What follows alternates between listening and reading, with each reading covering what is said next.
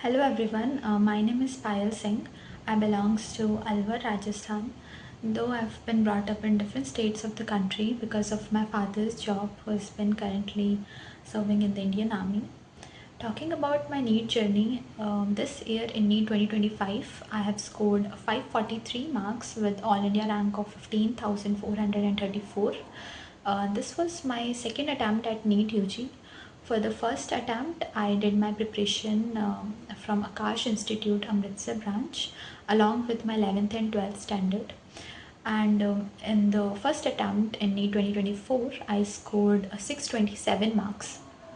And that time that was a quite satisfactory score for me.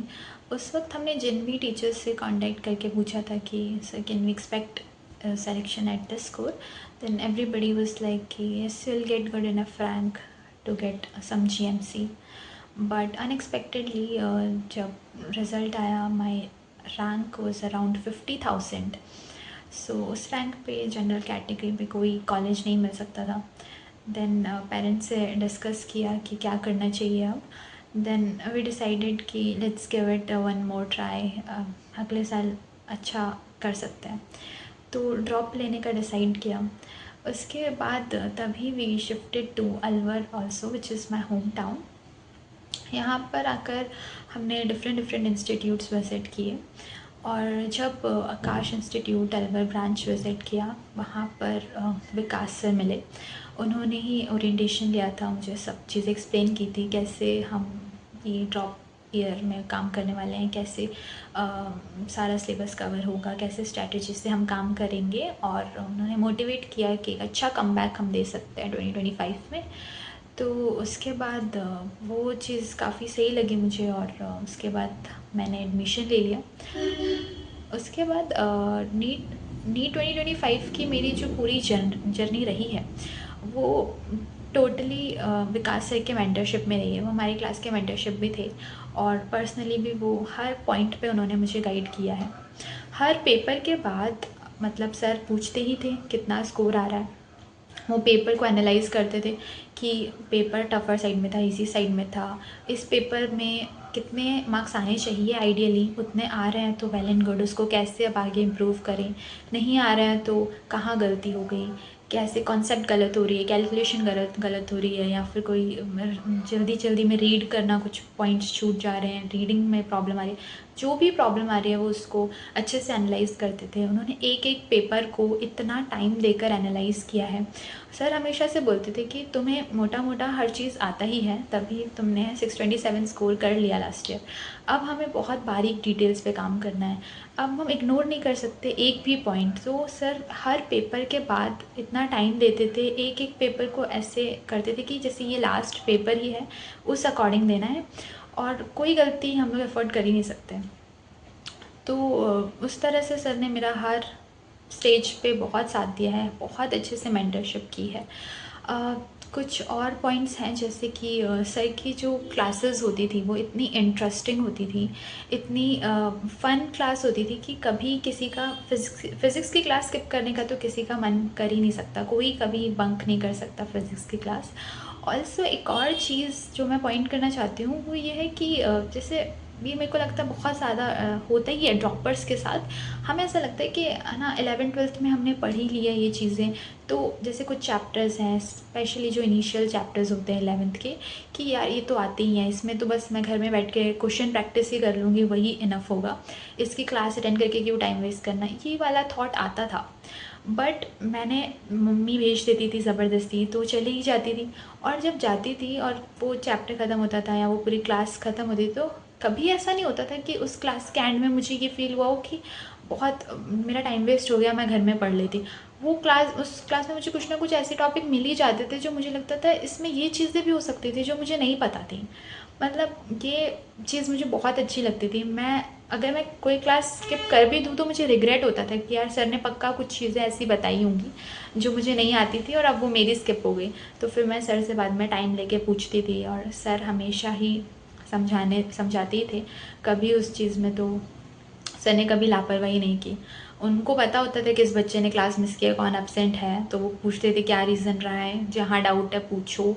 वो बहुत उस चीज़ में उन्होंने बहुत सपोर्ट किया है। तो एक वो बात बहुत अच्छी लगी मुझे। मेरा जो वो थॉट प्रोसेस था ना कि ये तो मुझे आता ही है, मुझे क्लास लेने की ज़रूरत नहीं है, वो कम्प्लीटली चेंज हो जाता था सर की क्लास लेने के बाद। क्योंकि मुझे हर बार पता चल ही जाता था कुछ ना कुछ ऐसा कि जो मैंने लास्ट ईयर शायद छोड़ दी थी वो चीज़ें। तो वो बहुत अच्छी लगती थी मुझे सर की क्लासेस के बारे में। एक और चीज़ जो मुझे बतानी है वो थी, जिसके लिए मैं बहुत ज़्यादा ग्रेटफुल भी हूँ, वो थी सर की रिवीजन स्ट्रैटेजी। सर ने हमें इतनी प्रॉपर स्ट्रैटेजिकली रिवीजन करवाया है। मुझे लगता है मेरे जो सिलेक्शन है, मेरी पूरी जो नीट जर्नी रही है 2025 की, उसकी बैकबोन रहा है ये प्रोसीजर।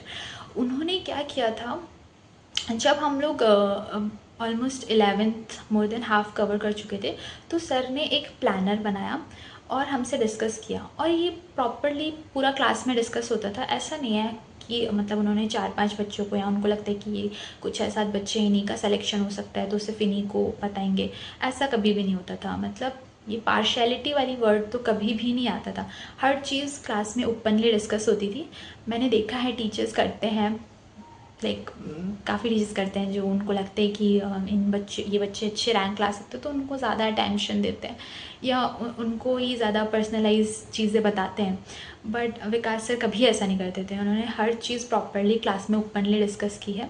तो वो हमें एक प्लानर देते थे 15-20 दिन का, और वो बोलते थे कि अभी जो करंटली चल रहा है उस वो तो करना ही है, पर तुम्हें 1 घंटा 1.5 घंटा निकालना है समहाउ, और अब स्टार्टिंग से उसको रिवाइज़ करना स्टार्ट करो। स्टार्टिंग से लाइक डेली तुमने लगा लिया, हर चैप्टर के ABC सेक्शन करने ही हैं, कुछ कुछ क्वेश्चन करते करते वो हमें एकदम प्लानर बना के देते थे कि जो छोटे चैप्टर हैं उनको 2 दिन में कर दो, जो थोड़े बड़े हैं उनमें 3, जिसमें जितने क्वेश्चन हैं उस अकॉर्डिंग वो प्रॉपर प्लानर बनाते थे। और अगर घर में टाइम नहीं मिलता था तो उन्होंने बीच में एक और चीज़ करवाई थी हमें, कि अगर 10 बजे से क्लास स्टार्ट होती है तो आप 9 बजे आओ, 9 से 10 बैठ के इंस्टीट्यूट में ही क्वेश्चन सॉल्व करो। तो एक तरह से वो मतलब थोड़ा रहता था, बहुत सही रहता था वो। उस वक्त हमारे इतना अच्छे से रिवीजन हुआ था वो चीज़ें, तो वो चीज़ मुझे बहुत अच्छी लगी थी। हमें पता भी नहीं चलता था, और 15-20 दिन के एंड में हम लोग रियलाइज़ करते थे कि अब तक हमने जो पढ़ा हमने वो रिवाइज़ भी कर लिया और हमें पता भी नहीं चला। और ये सिर्फ एक बार नहीं, अब जैसे हम लोग 10-15 दिन में हमारा ये रिवीजन हो गया, तब तक हमारा करंट सिलेबस थोड़ा और आगे बढ़ चुका होता था। फिर सर 10-15 दिन के गैप के बाद फिर से एक प्लानर बनाते थे, उसमें अब वापस से हमें स्टार्टिंग से अब तक जितना कवर हो गया वो कैसे कैसे रिवाइज़ करना है। अब हमें जो पिछले वाले चैप्टर्स थे एकदम स्टार्ट वाले, उसको करने में और कम टाइम लगेगा, तो उसको थोड़ा कम कम दिन देते थे, जो थोड़े रिसेंट वाले हैं उनको थोड़ा ज़्यादा दिन। और वो प्रॉपरली एक प्लान्ड प्लानर होता था, कुछ भी एकदम ऐसे नहीं, हर चीज़ बहुत प्लान्ड तरीके से सर बनाते थे, एकदम फीजेबल होता था वो। उसके बाद हम अब करंट के साथ उसको भी वापस से रिवाइज़ करना स्टार्ट करते थे, और फिर थोड़े टाइम के गैप के बाद सर फिर से एक प्लानर लाते थे कि अब वापस से रिवाइज़ करो।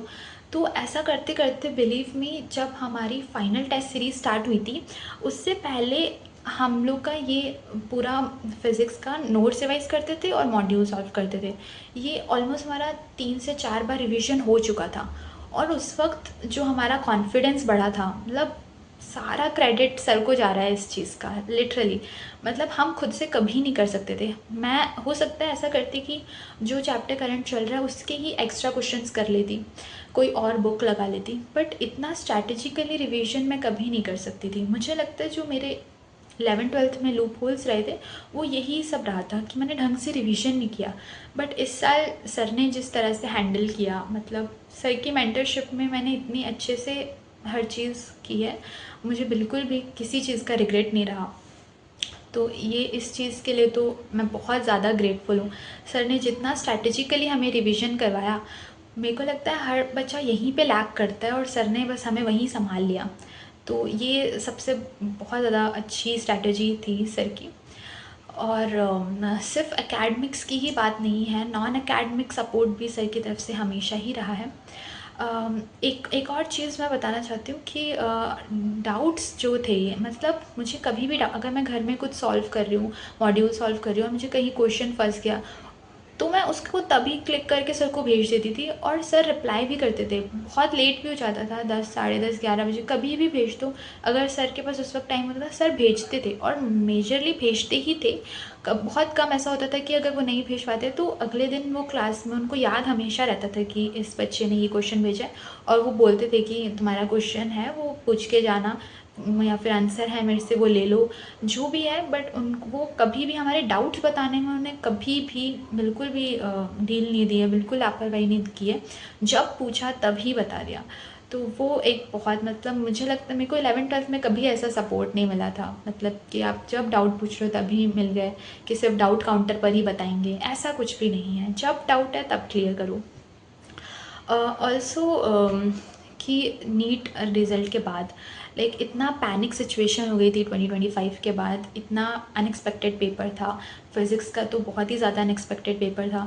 सब मतलब सभी लोग रो रहे थे और सबके घर में बहुत टेंस्ड माहौल था, सब पेरेंट्स भी टेंशन में हैं, बच्चे भी टेंशन में। तब भी सर ने इतना, तब ऐसा नहीं कि मतलब कनेक्शन लूज़ कर दिया या फिर कि अब उनको मतलब नहीं, ऐसा कुछ भी नहीं। उन्होंने कॉन्स्टेंटली कॉल ट्राई करते रहे। इवन हम मैं ही बिल्कुल उस हालत में नहीं थी कि मैं कॉल उठा के उनसे बात कर पाऊँ। मुझे तो बस ऐसा लग रहा था कि मतलब सर को इतनी होप्स थी, इतनी उम्मीदें थी, वो सब तोड़ दी मैंने, ऐसा मुझे लग रहा था। लेकिन सर कॉन्स्टेंटली कॉल किए जा रहे थे। फिर 1-2 दिन के बाद जब मैंने बात की सर से, तो सर ने अच्छे से समझाया कि कट ऑफ कम ही जाएगी, तुमने अगर मेहनत की होगा सिलेक्शन, ऐसा कुछ भी नहीं है। तो वो एक नॉन एकेडमिक सपोर्ट भी जो होता है वो भी सर की तरफ से हमेशा रहा ही है। कभी मतलब बिल्कुल ऐसा फील नहीं हुआ कि सर ने सिर्फ पढ़ाया और बस हो गया।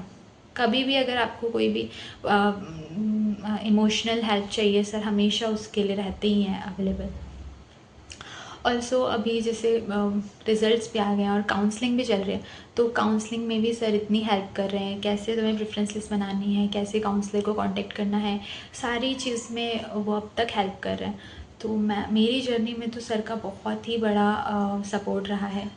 तो I am really grateful sir, thank you for all your support. मतलब एक थैंक्स तो इनफ भी नहीं है जो आपने हमारे लिए किया उन सब के लिए, but still we are really grateful sir, thank you so much।